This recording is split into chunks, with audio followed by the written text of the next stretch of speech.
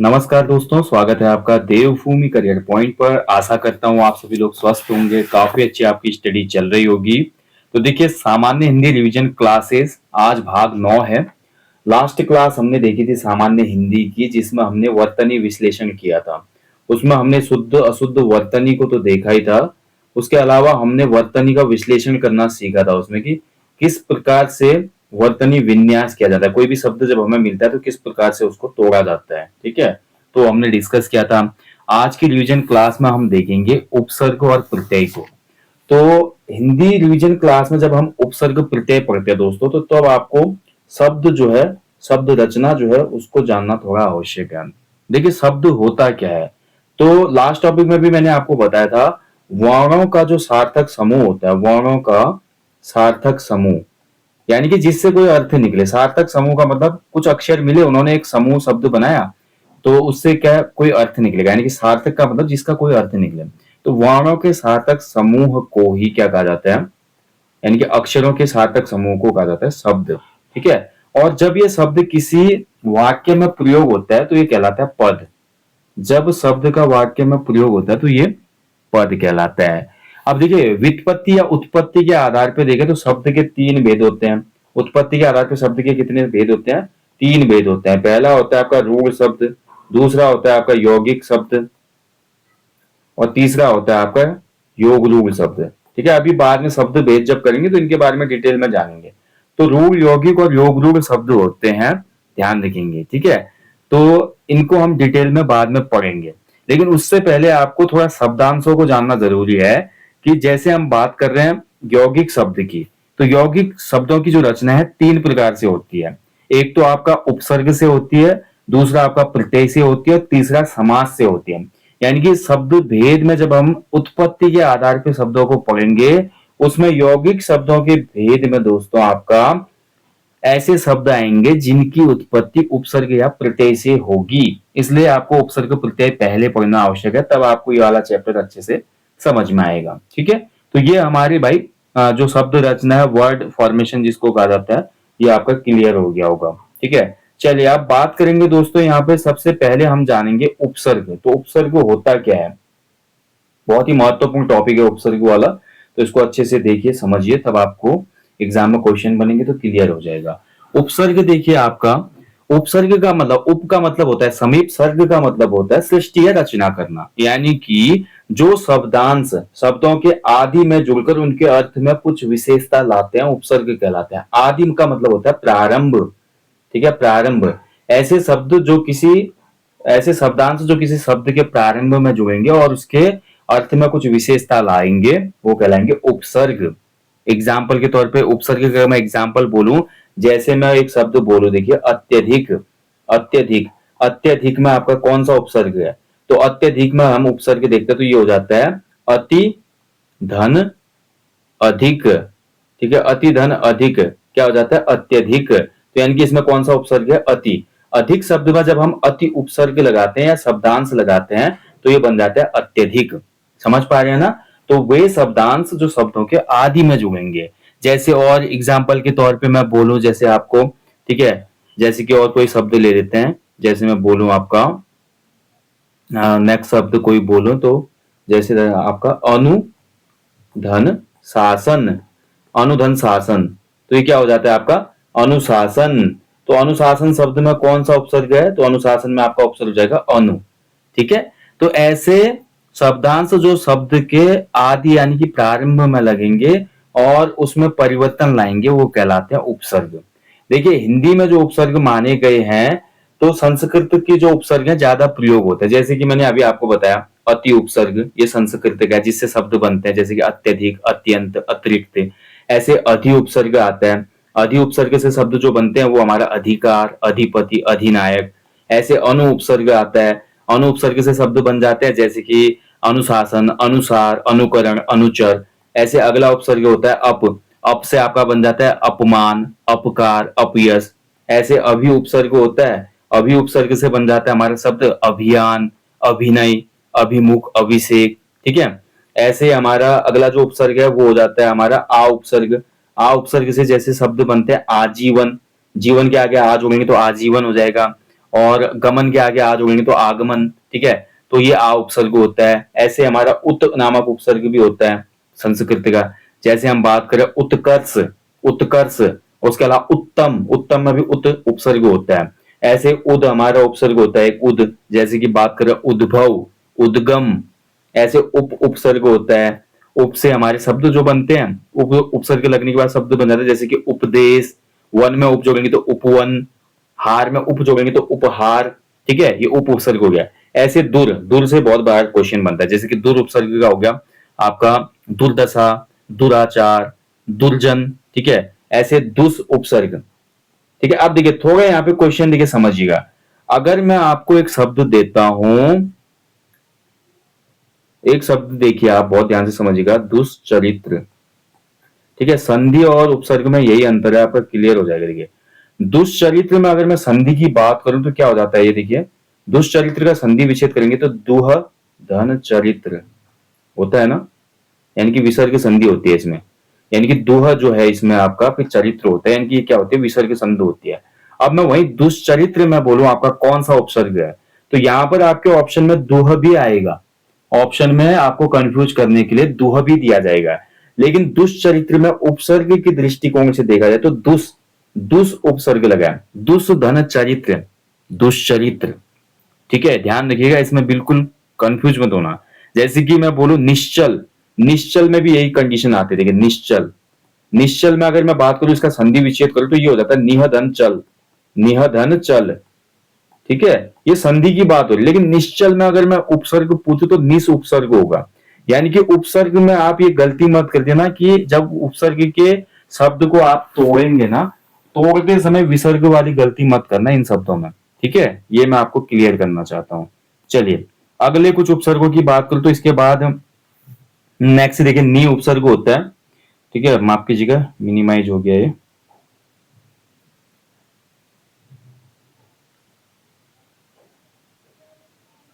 अगले कुछ उपसर्गों की बात करूं तो इनमें जैसे निह होता है, अपन नी उपसर्ग होता है, नी से आपके जो शब्द बन जाते हैं जैसे कि निपात, नियोग, निषेध, ठीक है। इसके बाद परा उपसर्ग आता है, परा से भी बहुत शब्द बनते हैं, जैसे कि आपका पराजय, पराधीन, ठीक है, पराभव, पराक्रम। ऐसे परि उपसर्ग आता है, परि उपसर्ग से जो शब्द बनते हैं वो होता है जैसे परिक्रम, परिपूर्ण, परिमाण, ठीक है, ये सभी उपसर्ग है, ध्यान रखेंगे। प्र उपसर्ग, प्र उपसर्ग से शब्द बनते हैं जैसे कि प्रबल, प्रकृति, प्रख्यात, ये सभी प्र उपसर्ग के शब्द हैं। ऐसे आपका औ आपका उपसर्ग होता है एक औ, इससे बनता है जैसे कि अवतार, अवतरण, अवगुण, इसमें औ उपसर्ग होता है, ठीक है। इसके अलावा कुछ और होते हैं जैसे कि सम उपसर्ग होता है, एक सम उपसर्ग, ये संस्कृत के उपसर्ग बता रहा हूं मैं भी आपको। सम से जैसे संस्कार, संभव, संतुष्ट, इनमें सभी में सम उपसर्ग लगा हुआ है। और उसके बाद होता है सु उपसर्ग, सु उपसर्ग का एग्जाम्पल है जैसे कि आपका जन, जन के आगे अगर मैं सु लगाता हूं तो ये हो जाता है सुजन, ठीक है। पात्र के आगे अगर सु लगाए तो सुपात्र, इसमें भी आपका क्या होगा, सु उपसर्ग होगा, ठीक है। तो ये संस्कृत के कुछ उपसर्ग थे जो मैंने आपको बता दिए यहाँ पे।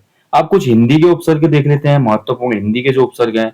हिंदी के उपसर्गों की संख्या 13 मानी जाती है, संस्कृत के उपसर्गों की संख्या 22 है, ठीक है। ऐसे उर्दू, अरबी, फारसी के भी उपसर्ग यूज होते हैं, अलग अलग किताबों में अलग डेटा है, कहीं पे 19 है, कहीं पे 20 है, इनको ज्यादा याद करने की आवश्यकता नहीं। हालांकि संस्कृति वाले तो क्लियर है, 22 होते हैं। हिंदी और उर्दू, अरबी, फारसी वाले में थोड़ा दिक्कत है, ठीक है। अब हिंदी के उपसर्गों की मैं बात करूं तो जैसे कि अ उपसर्ग होता है, अ उपसर्ग से शब्द बनते हैं जैसे कि अथाह, अटल, इसमें अ उपसर्ग है। ऐसे अन उपसर्ग आता है, अन उपसर्ग से शब्द बनता है जैसे कि अनमोल, अनपढ़। क उपसर्ग लग जाता है, क उपसर्ग से बनता है कपूत, कचोट, ठीक है। और इसके अलावा कु उपसर्ग होता है हिंदी में, इससे शब्द बन जाते हैं जैसे कि कुचक्र, कुचैला, कुचाल। उसके बाद दू उपसर्ग होता है, दू उपसर्ग से बनता है आपका दुबला, दुलारा, दुधारू। फिर इसमें नी भी, हिंदी में भी नी प्रत्यय होता है, नी उपसर्ग होता है जिससे बनता है शब्द जैसे कि निकम्मा, निडर, निहत्था, ठीक है। ऐसे भर, भर भी हिंदी का उपसर्ग है जिससे शब्द बनता है जैसे कि भरपूर, भरमार, भरपेट। भरपेट भी हमारा क्या है, ये आपका भर उपसर्ग है हिंदी का ही। और भी बहुत से उपसर्ग हैं दोस्तों, ठीक है, बाद में जब हिंदी टेस्ट करेंगे तो आपको वो क्लियर हो जाएंगे, नहीं तो बहुत लंबा हो जाएगा सेशन, ठीक है।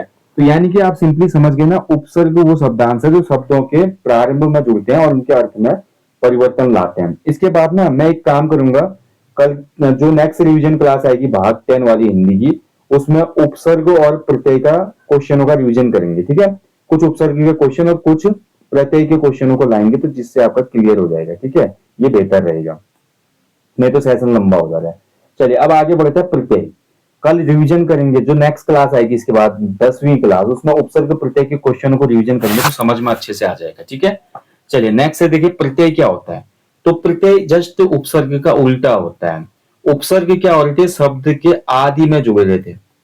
उपसर्ग शब्द के आदि में जुड़े रहते थे। ये शब्द है बीच में, यहाँ पे आपका उपसर्ग जुड़ रहा था आदि में। ठीक है, अब प्रत्यय जो होता है आपका, प्रत्यय जो है अंत में जुड़ता है। प्रत्यय जो होता है आपका अंत में जुड़ेगा। ठीक है, ये अंत में जुड़ेंगे प्रत्यय, बस इतना ही डिफरेंस है, इनमें कोई डिफरेंस नहीं है। प्रत्यय मतलब जो शब्दांश, ठीक है, जो शब्दांश शब्दों के अंत में जुड़ के उनके अर्थ में विशेषता या परिवर्तन लाते हैं, वो प्रत्यय कहलाते हैं। ठीक है, वो क्या कहलाते हैं, प्रत्यय कहलाते हैं, ध्यान रखेंगे।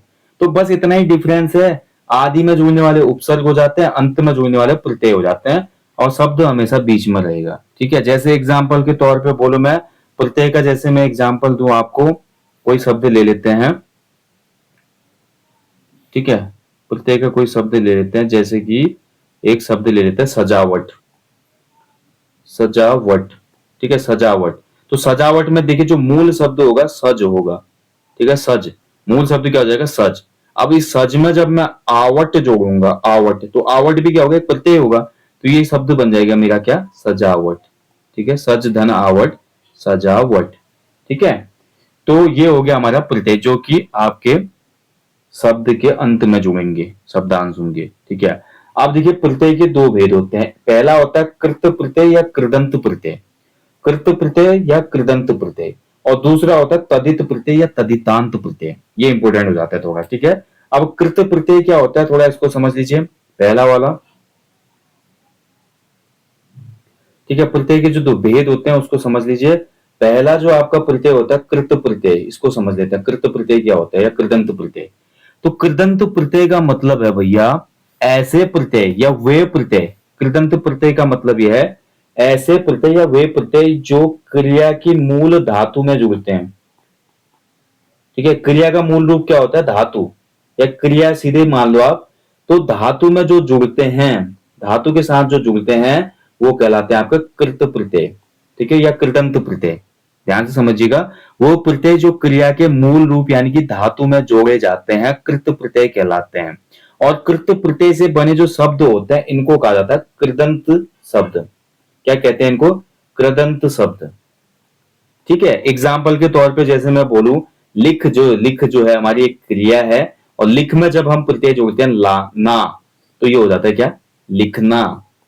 ठीक है, तो ना क्या हो जाएगा यहाँ पे, ना जो हो जाएगा हमारे कैसा प्रत्यय हो जाएगा, ना हमारा कृत प्रत्यय हो जाएगा। समझ पाए ना जो हमारा हो जाएगा आपका कृत प्रत्यय हो जाएगा। ठीक है, ध्यान रखेंगे, ज्यादा इसमें कुछ डिफिकल्ट है नहीं, आपको इतना ही याद रखना है। जैसे कि मैं बात करूं और कृत्य प्रत्यय की कुछ एग्जाम्पल और देता हूं मैं, जैसे आपको। ठीक है, जैसे कि और इसका एग्जाम्पल देते हैं आई। ठीक है, आई प्रत्यय, आई, आई प्रत्यय जोड़ते हैं। जैसे कि मैं बात करूं, क्योंकि ये बोला जा रहा है कि क्रिया के मूल रूप यानी कि धातु में जोड़ते हैं, क्रिया के जो मूल रूप होंगे। जैसे मैं आई प्रत्यय की बात कर रहा हूं, तो जैसे मैं बात करूं धोना। ठीक है, धोना, तो धोना है ना, धोना, तो धोना में क्या है, धोना, तो धो धन आई क्या हो जाएगा आपका, धुलाई। ठीक है, धो धन आई क्या हो जाएगा, धुलाई। ठीक है, ध्यान से समझ पाए ना। इसके अलावा देखिए कुछ और ले लेते हैं शब्द, कोई हमारी क्रिया वाले शब्द ले लेते हैं, जैसे कि घबराना। ठीक है, घबराना भी तो एक क्रिया ही है ना, घबराने की क्रिया होती है, घबराना। तो घबराना, जैसे कि मैं बात करूं इसमें घबरा और धन, घबरा में जब हम जोड़ते हैं दोस्तों आहट, आहट, तो ये शब्द बन जाता है घबराहट, घबराहट। तो इसमें भी क्या हो जाएगा हमारा आहट, आई, ना, जो ये सभी होते हैं, ये आपके क्या होता है, कृत प्रत्यय के उदाहरण होते हैं। ठीक है, तो ये थोड़ा लंबा सेशन है, अगर मैं सभी प्रत्यय आपको बताने लगूं तो लंबा हो जाएगा।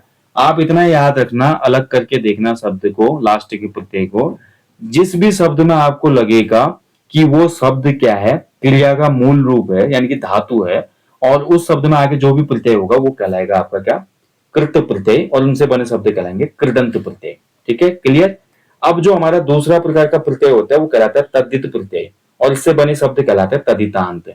अब ये क्या होता है तद्धित प्रत्यय, इसको भी देख लो। तो तद्धित प्रत्यय वो प्रत्यय होते हैं दोस्तों जो धातु को छोड़कर अन्य शब्दों जैसे कि संज्ञा, सर्वनाम,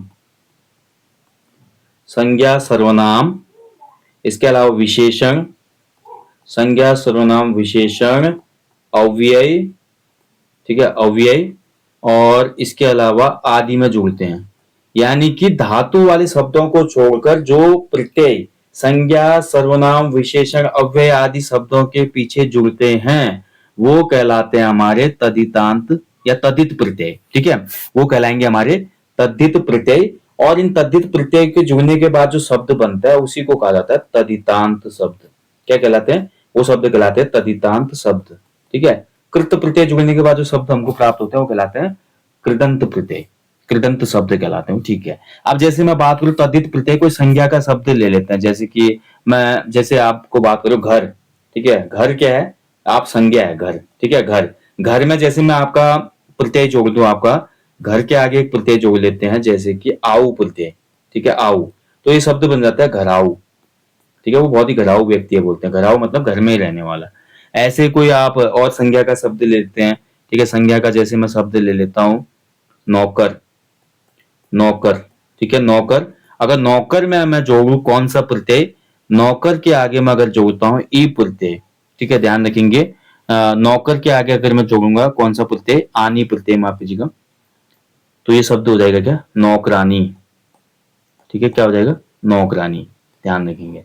तो ये हो गए हमारे तद्धित प्रत्यय। ठीक है, ऐसे ही मतलब आप कोई और एक शब्द ले लेते हैं, जैसे कि मैं बात करूं कोई और शब्द ले, अव्यय का एक शब्द ले लेते हैं, जैसे कि अव्यय का एक शब्द ले लेते हैं बदला।